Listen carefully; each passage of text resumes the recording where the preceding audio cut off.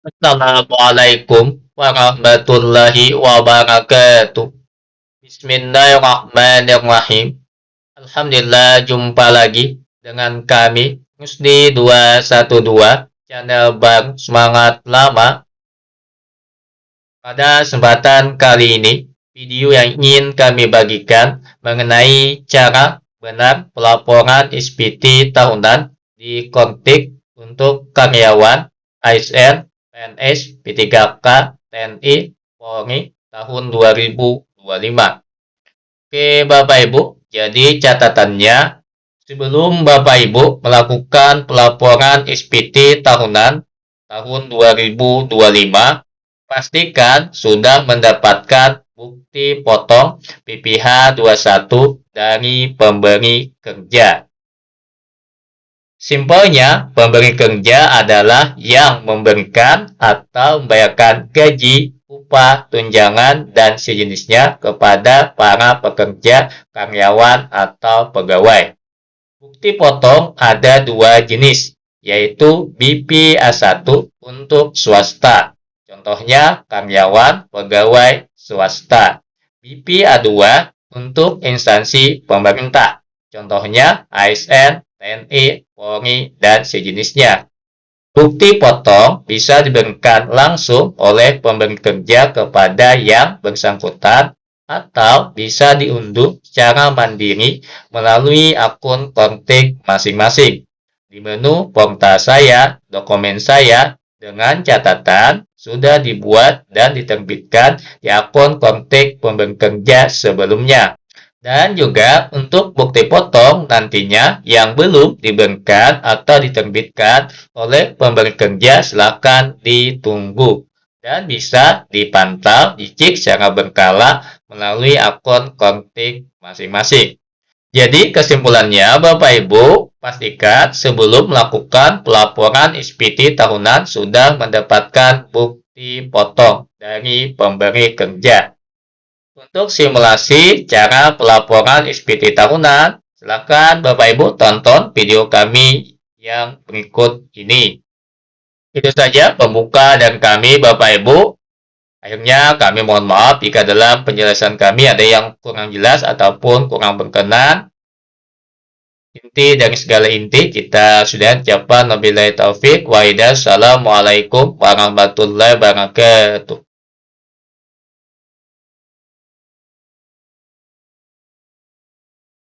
Silakan nantinya login seperti biasa menggunakan ID pengguna, NIK, dan kata sandi yang sudah terdaftar. Masukkan kode captcha yang tertera di bagian samping.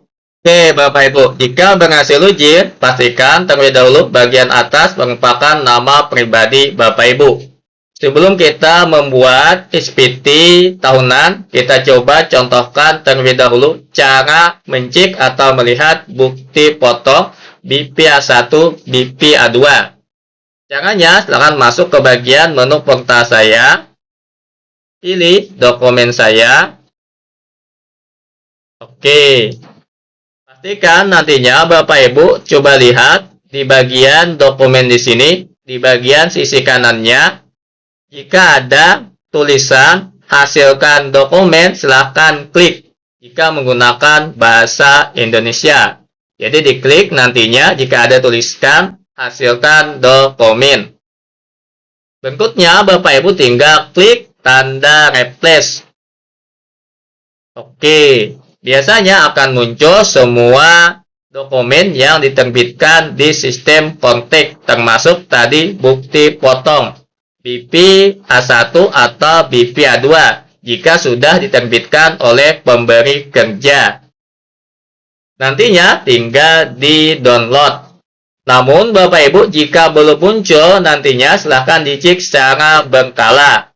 Dengan cara seperti tadi, jika ada tulisan hasilkan dokumen, klik itu terlebih dahulu, baru klik tanda replace. Misal nantinya Bapak Ibu ada dokumennya BPA1 atau BPA2, tinggal digeser ke bagian kanan, sampai muncul nantinya tombol aksi unduh. Sini kami contohkan Bapak Ibu sebagai simulasi BP21, tinggal diunduh. Oke, normalnya nanti akan tersimpan di bagian downloadan atau unduhan. Silahkan dibuka untuk bukti potongnya jika diunduh secara mandiri. Namun jika sudah diberikan langsung oleh pemberi kerja, artinya tidak perlu lagi mengunduh, bisa langsung dipakai yang sudah ada. Kita lanjut untuk membuat laporan SPT tahunan. Kita masuk ke bagian menu surat pemberitahuan SPT. Kita klik lagi surat pemberitahuan SPT. Oke. Langkah awal Bapak Ibu, kita buat konsep SPT. Berikutnya kita pilih PPH orang pribadi. Kita klik lanjut. Jenis periode SPT, kita pilih SPT tahunan. Periode dan tahun pajak biasanya sudah muncul otomatis by sistem, tinggal dipilih Januari Desember 2025. Kita klik lanjut. Mode SPT normal untuk pertama kali sebelum ada koreksi dan pembetulan. Kita klik buat konsep. Oke, jika sukses membuat konsep, kita lanjut lagi. Klik tanda lihat atau tanda pensil. Oke. Pastikan nantinya Bapak Ibu di bagian induk di sini jangan lupa posting SPT terlebih dahulu supaya nantinya bukti potong yang ada bisa masuk atau bisa terposting. Klik posting SPT. Oke, jika ada notifikasi gagal seperti itu abaikan saja. Yang penting kita sudah memposting. Kita lanjut memilih metode pembukuan atau pencatatan. Kita pilih yang pencatatan. Sumber penghasilan Bapak Ibu, di sini kami contohkan untuk karyawan swasta. Kita pilih satu saja berasal dari pekerjaan. Jika nantinya lebih dari satu, silakan menyesuaikan. Kami contohkan cukup satu pekerjaan yang utama karena karyawan swasta. Kita lanjutkan untuk mengisi data per data. Kita mulai dari bagian A, identitas wajib pajak. Untuk identitas wajib pajak, kita langsung ke bagian nomor 7. Selainnya sudah terisi otomatis by system. Untuk nomor 7 di sini khusus pilihan bagi perpajakan suami istri yang statusnya PH atau MT. Jadi singkatnya, jika bukan PH atau MT, tidak perlu memilih. Di sini Bapak Ibu, karena statusnya kami bukan PH atau MT, jadi kami tidak perlu memilih.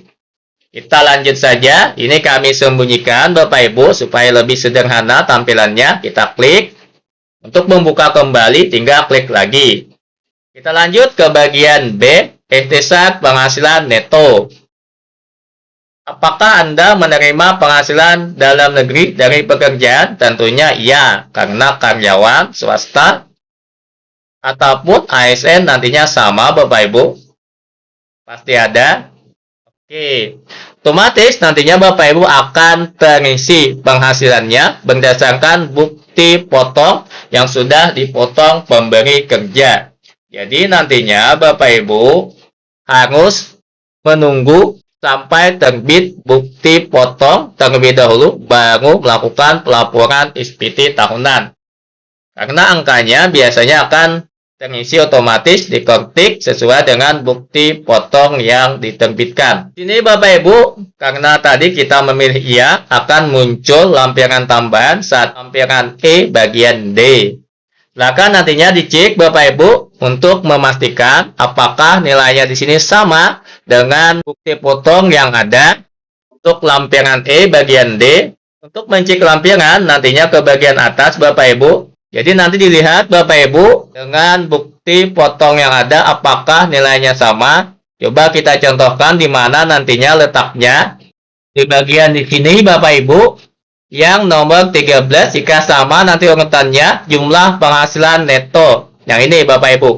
Silakan nanti dicek untuk bukti potong masing-masing apakah nilainya sudah benar. Kita kembali ke konteksnya. Oke. Ini kami jawab cepat saja Bapak Ibu, kami pilih tidak. Tidak. Tidak. Kita lanjut supaya cepat ke bagian C, penghitungan pajak tentang. Di sini Bapak Ibu untuk pajak tentang kita jawab pertanyaan nomor 3. Apakah terdapat pengurang penghasilan neto seperti kompensasi kerugian atau zakat sumbangan keagamaan yang dibayar selain yang dihitung dalam formulir BPA1 dan BPA2? Silakan nantinya Bapak Ibu jika ada pengurang selain yang terdapat pada BPA1 dan BPA2 jawab ya. Namun jika tidak ada silakan langsung jawab tidak. Kami contohkan tidak. Otomatis tidak mengisi lampiran tambahan. Kita lanjut ke bagian penghasilan tidak kena pajak. Silakan dipilih nanti PTKP-nya. Dilihat Bapak Ibu di bukti potongnya tadi, biasanya ada di bagian atas, di bagian status PTKP, yang ini Bapak Ibu, silakan dilihat masing-masing berapa PTKP-nya. Kami contohkan kawin 2 anak, otomatis angkanya akan terisi. Kita lanjut, untuk PPh terutang di sini Bapak Ibu nantinya otomatis terisi. Di sini ada pertanyaan apakah terdapat pengurang PPh terutang. Silakan nanti lihat Bapak Ibu, jika ada pilih iya. Namun jika tidak ada Bapak Ibu pilih tidak. Lihat bukti potongnya. Jika iya nanti akan mengisi lampiran 5 bagian C. Di sini kami contohkan tidak ada Bapak Ibu. Nanti lihat di bagian bukti potong di sini apakah ada nantinya pengurang PPh terutang. Silakan dilihat nanti Bapak Ibu biasanya di angka penghitungan PPh pasal 21. Silakan nanti dilihat apakah ada. Jika tidak ada Bapak Ibu jawab tidak. Kita lanjut ke bagian kredit pajak. Oke, di bagian kredit pajak di sini Bapak Ibu 10A biasanya sistem melakukan deteksi otomatis. Kita contohkan untuk 10A apakah terdapat PPh yang telah dipotong atau dipungut oleh pihak lain. Kita jawab terlebih dahulu tidak. Biasanya jika ada sistem langsung melakukan deteksi otomatis. Contohnya seperti ini. Bahwa data kita terdapat pajak yang dipotong. Mau tidak mau, kita harus menjawab ya. Oke. Di sini langsung saja Bapak Ibu untuk PPh luar negeri, kami jawab tidak. Otomatis nantinya Bapak Ibu kita akan melihat lampiran 1 bagian E. Nanti terkait lampiran kita akan fokus setelah kita selesaikan terlebih dahulu yang bagian induk. Kita lanjut Bapak Ibu untuk pertanyaan berikutnya. Untuk angsuran PPh pasal 25, silakan menyesuaikan. Ini kami jawab tidak saja Bapak Ibu. Yang mana bisa dijawab, silakan dijawab. Yang mana tidak ada, silakan langsung jawab tidak. Untuk pernyataan transaksi lainnya Bapak Ibu, harta akhir tahun pajak ini wajib diisi nantinya lampiran 1 bagian A. Jadi wajib diisi untuk harta pada akhir tahun pajak paling tidak 1 data. Ini terkait utang Bapak Ibu, apakah ada? Jika ada silahkan klik jawab ya. Kami contohkan misalnya ada utang, kita pilih ya. Otomatis nanti akan mengisi lampiran 1 bagian B. Ini terkait dengan penghasilan yang dikenakan pajak penghasilan bersifat final. Silahkan menyesuaikan jika ada. Ini catatannya Bapak Ibu di poin pada C di sini kami tekankan jika nantinya status NPP-nya gabung, suami istri gabung ke suami, otomatis nanti biasanya ada penghasilan final istri yang dicatat di bagian di sini. Jika nantinya Bapak Ibu status NPP-nya bukan gabung, kemungkinan untuk penghasilan yang bersifat final bisa ada atau bisa tidak ada. Untuk ASN contohnya Bapak Ibu bisa nanti honorarium dan sejenisnya yang dibayarkan tidak tetap, honorarium sewaktu-waktu. Di sini Bapak Ibu ringkasnya kami jawab tidak saja. Untuk yang gabung Bapak Ibu ada pada video kami yang lain. Kita lanjut ke bagian berikutnya. Ini terkait objek pajak kami jawab tidak, ini menyesuaikan juga. Terkait lampiran tambahan Bapak Ibu, ini rasanya surat kuasa dan dokumen lainnya. Jika ada silakan dicentang yes yes yes atau dipilih yes yes yes. Sini kami contohkan no no. Oke Bapak Ibu, jika semuanya sudah dijawab di bagian induk di sini, kita lanjut untuk mengisi lampiran-lampiran yang muncul. Kita kembali ke bagian atas. Di sini Bapak Ibu, yang wajib muncul biasanya lampiran L1. Seterusnya Bapak Ibu menyesuaikan dengan jawaban Bapak Ibu. Jadi yang wajib ada atau muncul lampirannya biasanya L1, yang lainnya menyesuaikan dengan jawaban Bapak Ibu. Kebetulan di tempat kami cuma ada L1, jadi kita isi saja lampiran L1. Di bagian L1 di sini, Bapak Ibu silakan dibaca sendiri apa saja yang bisa diisi, A, B, C, dan E. Kita isi yang pertama terkait dengan harta pada akhir tahun pajak. Ini wajib diisi minimal 1 data. Kita contohkan secara cepat saja mengisinya. Kita klik tombol tambah. Kita pilih jenisnya, misal uang tunai saja. Nomor akun silakan disesuaikan Bapak Ibu. Kami contohkan misal 1, 2, 3 atas nama sendiri Starsdi. Di sini Bapak Ibu untuk nama banknya silakan dimasukkan saja. Biasanya jika ada tanda bintangnya wajib diisi. Lokasi harta misal Indonesia, kita cari. Oke. Saldo tahun perolehan tahun 2025. Saldonya misal 5 juta. Oke. Untuk keterangan tidak ada tanda bintangnya. Sifatnya menyesuaikan. Sini kami simpan saja tanpa keterangan. Oke, yang penting bisa tersimpan. Piutang Bapak Ibu, jika ada ini khusus piutang, bukan utang. Kita lanjut. Investasi jika ada silakan ditambahkan. Harta bergerak jika ada bisa ditambahkan. Tinggal klik tombol tambah. Isiannya kurang lebih sama seperti harta tunai tadi. Silakan disesuaikan saja dengan isian yang ada di sini, pilihan-pilihannya. Jika ada tanda bintangnya, biasanya wajib diisi. Ini seperti kendaraan, mobil, dan sejenisnya. Kita tutup saja. Harta tidak bergerak, seperti tanah bangunan, silakan ditambahkan. Kurang lebih sama pengisiannya. Harta lainnya, jika ada, jangan ditambahkan. Utang.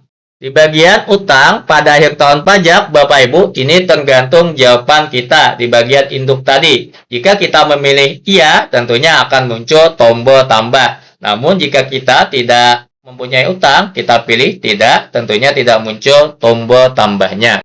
Kita klik Bapak Ibu. Oke, misalnya ada utang. Utang bank, misal saja. Ini simulasi. Next-nya. Nama misal BRI, kita cari Indonesia, tahun pinjaman 2025, saldonya misal 15 juta. Keterangan sifatnya menyesuaikan, opsional, tidak ada tanda bintangnya, bisa langsung disimpan. Oke, misalnya ada utang Bapak Ibu, seperti itu. Untuk daftar anggota keluarga biasanya masuk secara otomatis Bapak Ibu by sistem. Di sini kebetulan tidak ada daftar anggota keluarga yang menjadi tanggungan. Biasanya otomatis by sistem. Oke, di sini Bapak Ibu penghasilan neto dalam negeri silakan nanti dilihat disandingkan dengan bukti potong yang ada apakah sudah sesuai apa belum. Ini bisa dihapus jika nantinya tidak sesuai dan ditambah secara manual. Sekali lagi kami ulangi, untuk penghasilan neto dalam negeri bisa disesuaikan jika tidak sesuai dan bisa ditambah secara manual. Oke, begitu juga dengan bukti pemotongan PPh Bapak Ibu. Di sini sudah terisi otomatis, bisa nantinya disesuaikan jika tidak sesuai dan ditambah secara manual. Silakan nanti dicek pada bukti potong yang ada. Bentuknya Bapak Ibu, jangan lupa terakhir simpan konsep supaya isian yang ada jangan hilang. Oke, berhasil Bapak Ibu. Selanjutnya, jika ada lampiran yang lain silakan diselesaikan Bapak Ibu dilihat. Di sini kebetulan tadi lampirannya cuma L1. Kita lanjut saja ke bagian induk untuk melihat dan melakukan cek sekali lagi apakah datanya sudah benar atau ada yang masih perlu diperbaiki atau diisi. Bahkan nanti Bapak Ibu cek secara detail di bagian induk di sini, terutama untuk penghasilan neto tadi, lampiran 1 bagian D karena sudah terisi otomatis dan terakumulasi otomatis by sistem. Begitu juga tadi jika ada pengurang PPh terutang, silakan nanti ditambahkan di bagian lampirannya. Lampiran 5 bagian C. Kebetulan sini tidak ada untuk pengurang PPh terutangnya. Jika ada pengurang PPh terutang. Oke Bapak Ibu, di bagian akhir, di bagian pernyataan, sebelum kita melakukan centang, pastikan dilihat status SPT-nya apakah sudah nihil. Jadi normalnya Bapak Ibu status SPT kita biasanya nihil. Untuk yang kurang bayar atau lebih bayar itu urusan yang lain. Jadi secara normal biasanya statusnya adalah nihil. Jika sudah nihil seperti ini, Bapak Ibu tinggal lanjutkan. Kita centang. Oke. Berikutnya, coba simpan konsep terlebih dahulu sebelum klik bayar dan lapor. Kita simpan konsep. Oke, jika berhasil, sukses. Kita lanjut bayar dan lapor. Oke, jika ada lagi kolom yang perlu diperbaiki Bapak Ibu, kemungkinan ada yang terlewatkan isian kita. Coba kita cek lagi ke bagian atas. Di sini Bapak Ibu ada yang merah, artinya ada yang terlewatkan isian yang wajib diisi. Ini kita jawab saja terkait di PDF. Kita tidak saja Bapak Ibu. Oke. Jika nantinya Bapak Ibu ada seperti itu, notifikasi masih merah, silakan dilihat kembali. Kita coba lanjutkan. Kita klik bayar dan lapor. Oke, sukses Bapak Ibu. Jika sukses, ada pemberitahuan, silahkan dibaca terlebih dahulu sebelum ditutup. Kita klik tutup. Berikutnya, Bapak Ibu, kita akan melakukan konfirmasi tanda tangan. Untuk penyedia penandatangan biasanya sudah terisi otomatis by sistem melalui kode otomatisasi DGP. Kata sandi penandatangan, silahkan nantinya Bapak Ibu klik di bagian di sini.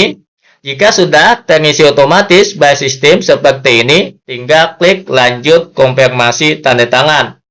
Setelah kita klik di sini, lanjut konfirmasi tanda tangan. Namun nantinya jika belum terisi otomatis by system, silakan isikan sesuai dengan, kami ulangi, silakan isikan sesuai dengan kode atau password paspampres yang kita buat sebelumnya waktu membuat kode otomatisasi DGP. Selanjutnya Bapak Ibu tinggal klik konfirmasi tanda tangan. Jika nantinya sudah terkonfirmasi Bapak Ibu, SPT kita sudah selesai dilaporkan. Silakan nantinya Bapak Ibu lihat di SPT yang sudah dilaporkan. Untuk bukti lapornya akan masuk ke email biasanya, atau bisa juga dilihat pada menu dokumen saya.